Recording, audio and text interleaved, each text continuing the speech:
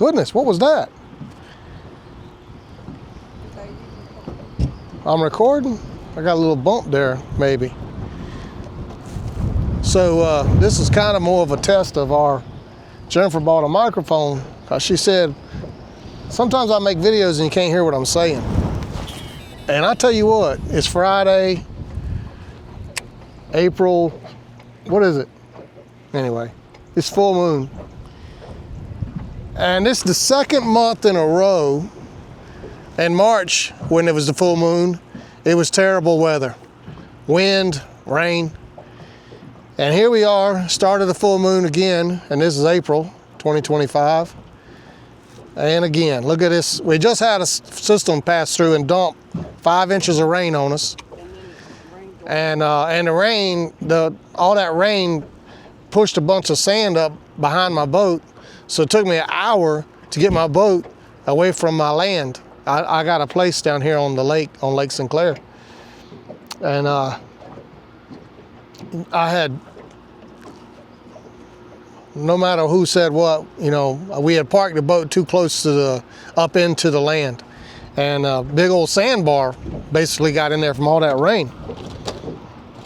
So anyway, I struggled for about an hour to get the boat out from the land to get up here.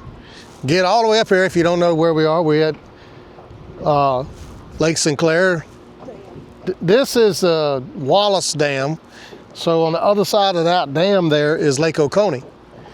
So Lake Oconee comes into Lake Sinclair. And this is, remind me of the river this is. It's the Oconee River. So this is the Oconee River that runs through here. And like I said, this particular lake, Lake Sinclair, has a dam on, if you want to call it, the north end. And it also has a dam on the south end, on the other, just past Milledgeville. Damn, I gotta show you this water. Yeah, go ahead. You could probably take it off there if you want. Well, what she's trying to show you is over there on the water is washing over the dam gates. So the way a dam is made is it has 5 floodgates on that side they can open and let water out in an emergency, I guess, or flooding. But over here, you see these, you really can't see them, but there's these like little tan dome looking things. 1, 2, 3, 4, 5, 6, 7, 8, 9. I count 9, there might be more. Those are where the generators are. So what they do is they'll let water from the other side through them pipes and it'll run down to them generators and make electricity. But they're not doing that right now. They only do that when they need electricity. I don't know how that all works, but they'll blow a big old siren off and they'll open up some of those gates and start generating. And when they do that, the fish go crazy because it makes all this water like, you know, whitewater rafting in some ways. That's why there's a cable right here. You're not supposed to get more than 300 feet close to the dam, because if they should open those gates, which they're going to warn you, they're going to be a siren that goes off. But when those gates are open, it can be rough up here. It's depending on how many they open. They usually open 2 or 3, seems like anyway. But if they open more, it can be bad. Now, we were told that the floodgates were open after the storm here. We have multiple reports from people that there was a lot of flooding, so to say, on Lake Sinclair. However, Lake Sinclair is one of the few lakes in Georgia that is controlled, what comes in, what goes out. So they can kind of somewhat control the level of this lake, because water comes in, water goes out. And actually, in the evenings, after they make electricity over here with the dam, they actually pump the water back into Lake Oconee to use it again. Apparently, they make more electricity than it takes to pump it back up in there. But they do that every day pretty much. Sometimes they don't make electricity, but they will or won't in a few minutes.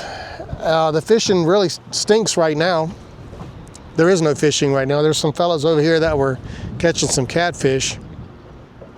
I didn't bring my catfish poles because I purposely came up here to catch hybrids. But they're not biting. Already, Jennifer. Jennifer quit. She already stopped. She ain't gonna fish longer than she's got to, unless they're biting. Me, I just like slinging a rod up here, you know. Speaking of rods, now my poles are dirty. This is a 5-minute video already, Jennifer. Look at me talking. I'm using a Shimano Corrado DC. Jennifer bought this for me. It's kind of an expensive rod, reel. The rod is also a Shimano Corrado that I got from Taco Warehouse. It was on clearance, so I didn't, it wasn't that bad. And you can use this in saltwater or freshwater.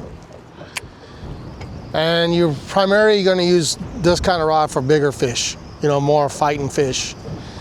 When it comes to brim fishing or crappie fishing, things like that, I use my Zebco Bullet. I got a pretty nice setup for that I like. Some people may laugh and say, oh, you're using like a Zebco 33. It's not a Zebco 33, it's a Zebco Bullet. But that's what I like, so I use what I like, because fishing is supposed to be about fun. Let me show you my other pole here.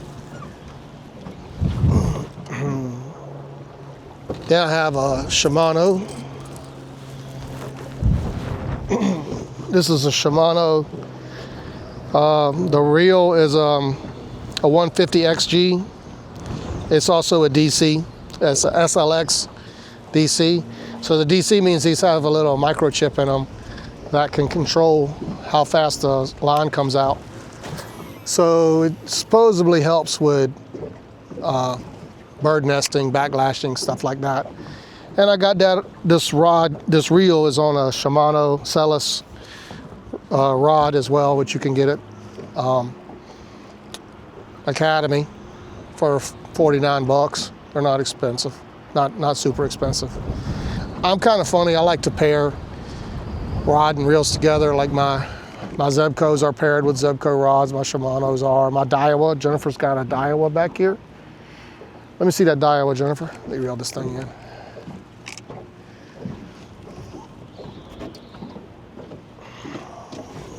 This here is a Daiwa. And I'm not, this is a Laguna. This is an open face. I don't use open face much. It's got mud all over it from where we got stuck with the boat a while ago. The reel is just, I think a $50 reel. She likes this open face. The reason she got to use open face up here is because, like me, she prefers to use like a Zebco Bullet or a Daiwa Gold Cast. But up here, we could hang on to a fish that weighs 10 pounds, 15 pounds or more. So she's got 50-pound test line on here. I've got 30-pound test line on my two Shimanos. Let me see this one right here, Jennifer. Now this is kind of a hybrid. I also do a lot of catfishing. So this has got an Abu Garcia 5600 on it. This is C4. And this is just an old Quantum Accurist reel. This thing will sling. I wish you could see how far I can throw this thing. Now these reels here are really for like big catfish. But I got one paired with a light, medium light pole. My other poles that I have these on are big, heavy duty catfish poles. Boy, this thing, sling it out. Even in the wind like that. Man, look at this wind. Y'all, it's crazy. I wonder how the sound is doing on this. Yeah, I'm at 9 minutes. Maybe I should stop. Let me cast this one more time because I didn't like that cast. I gotta stand up and cast this thing. Really give it a good jerk. Yeah. There we go. Go, baby, go. Man, that's like 75 yards. 75 yards, 50 to 75 yards. I'm talking, think about a football field. That's how far you casting that. And these poles here, these reels actually cast a lot further. What's that, love? That water is like coming over in the boat. Oh, the wind is getting worse. Yeah. I mean, so I know that thing don't zoom in, but the water is splashing over the storm, what do they call them things? Floodgates. Water is literally splashing over the floodgates. Because on the other side of this now is Lake Oconee, And I've been there. You can't get, I think it's 300 yards to that. It's deep, y'all. I mean, it's like 100 and something feet deep. So literally on the other side of this dam, there's 100 and something foot of water stacked up. It's too windy, babe. We're not gonna fish no more. I'm done. I'm about to get my big jacket out. About to get your jacket out? Mm-hmm. You have 10 minutes and 30 seconds. Say goodbye. Say goodbye. Well, we just pause for a few minutes. How about that? All right, put that in there, lovey. Sorry. And put this one over here. Standing up there. You go. And then look at this big old whooping crane coming in over there. There's Jennifer's pole going up. Reach down on that, right there and give me that. What you need? Jacket. Okay. Got the shivers all of a sudden. All right, bring us forward here, lovey, and I'll unanchor us. Now we're gonna pull up this anchor, testing this wind on this thing here. Grandma's gonna pull up the anchor here. One thing I hate about anchoring up here, come this way, lovey, is that it tends to get hung up on rocks down here on the bottom. Yeah, I have lost, whoa, almost lost my hat. I have lost anchors up here multiple times. I usually use a cinder block, to be honest. Huh?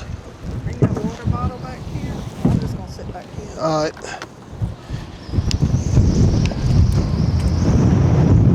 I'm gonna pull this over here. You good?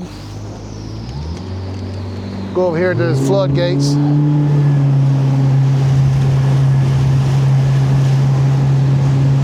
So you can see these floodgates a little bit. Looks like got some rain on the other side of the dam there too.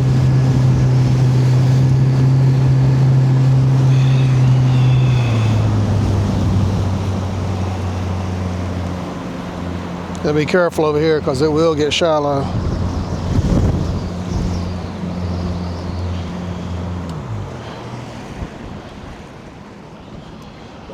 Let's get up here where we can see these floodgates.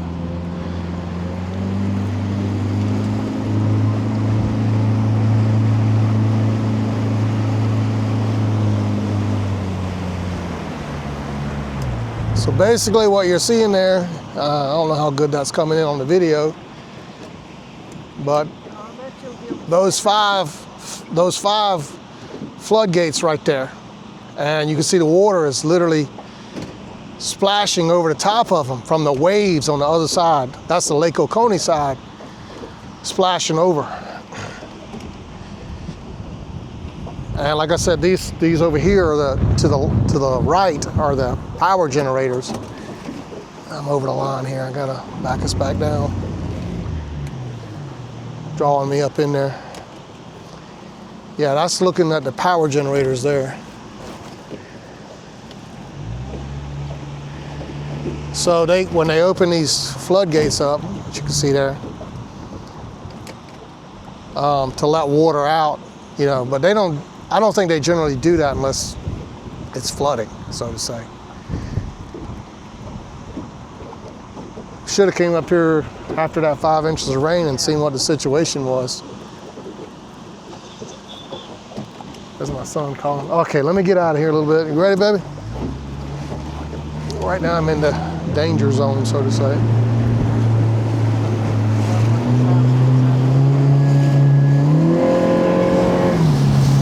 I had changed my prop.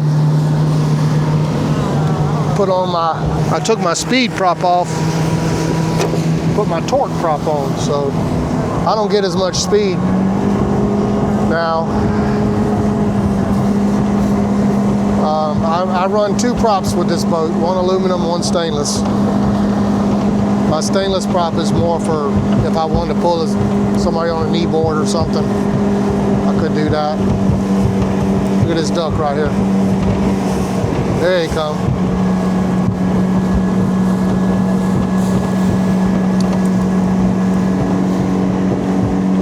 Well, in my aluminum prop, this little boat will run about 33,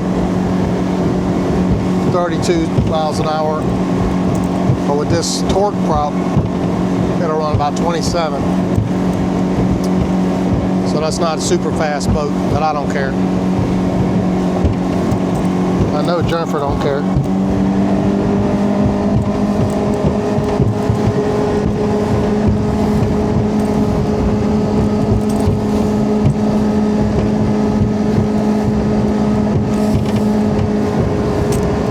You all right? Splash. Come on the other side if you want. Splash it on the other side. Well, sit in the middle. I got it. I can stand up. Go ahead, get in there. In the middle? Yeah, sit down in the middle. Yeah, I'm sure. I don't need it.